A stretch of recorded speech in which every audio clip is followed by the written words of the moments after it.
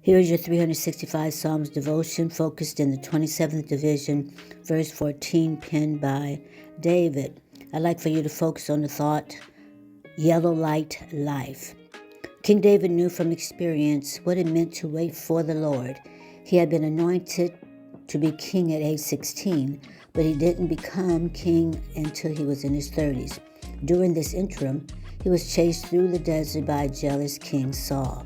David had to wait on God for the fulfillment of his promise to reign.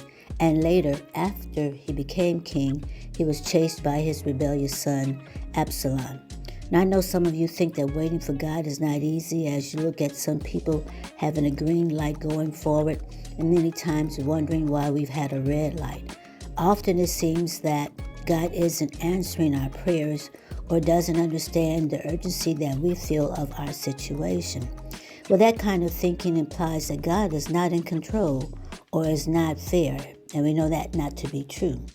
But God is worth waiting for. The Lamentation shares that in chapter 3 and calls on us to hope in our waiting and wait for the Lord, because often God uses our waiting to refresh, to renew, and to teach us.